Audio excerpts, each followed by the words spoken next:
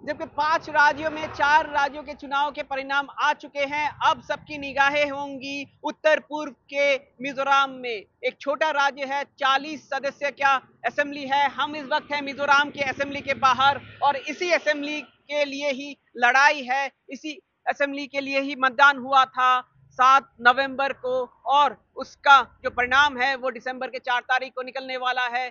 जबकि बाकी राज्यों में 3 तारीख को जो मतगणना हुई थी, मगर मिजोरम में एक दिन बाद होगा।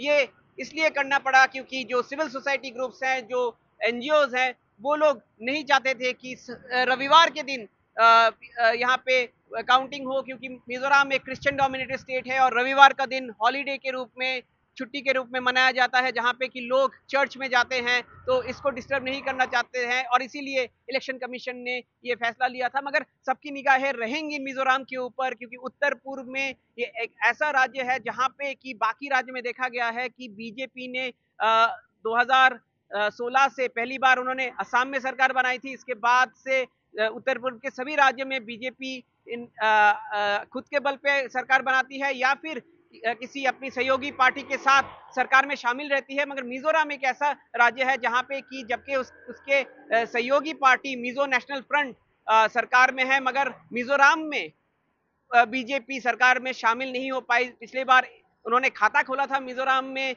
इस बार 23 सीटों में बीजेपी लड़ रही है और कोशिश ये करेगी कि 1-2 सीट और भी बढ़ा लिया जाए। मगर जो कांटे कांटे की टक्कर जो कुछ एग्जिट पोल में भी प्रेडिक्ट किया है, वो होने वाला है जेडपीएम, जो कि एक नया पॉलिटिकल पार्टी है, जोरम पीपल्स मूवमेंट, और जो सत्तारूढ़ मिजो नेशनल फ्रंट है, और इन दोनों के बीच। और इसके पहले हमने हमेशा देखा है कि मिजोरम में सत्ता 10 साल के बाद बदलती है। पिछली बार भी 10 साल सत्ता में रहने के बाद कांग्रेस को करारा झटका मिला था, बहुत ही बड़ी जीत मिली थी मिजो नेशनल फ्रंट को।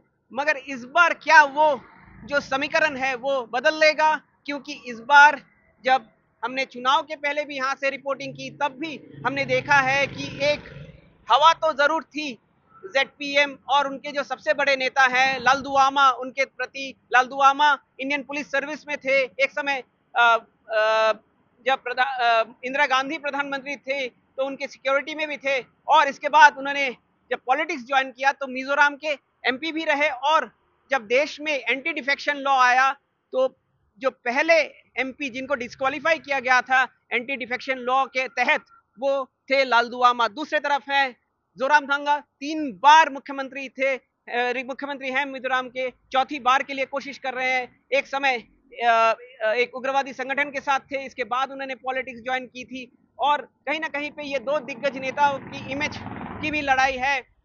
मगर अगर मिजोरम में किसी तरह हंग असेंबली होता है तो फिर जो राष्ट्रीय दल है, जो कि कांग्रेस है या फिर बीजेपी है, उनकी एक संभावना रहेगी कि वो रीजनल पार्टीज को सपोर्ट करके सरकार में आ सकते हैं। मगर देखने लायक बात यह रहेगी कि क्या ये जो नया जो रीजनल पार्टी है जेडपीएम, वो इस बार मिजोरम में एक इस बार जो चुनाव के परिणाम निकलने वाले हैं वहां पे उसका पल्ला कितना भारी रहता है, वो एक देखने लायक बात रहेगी। और या फिर एमएनएफ इस बार मिजोरम में फिर से सरकार में आ पाती है या नहीं, उसकी भी उसकी भी पुष्टि होगी इस बार चुनाव के जो परिणाम निकलने वाले हैं उसमें।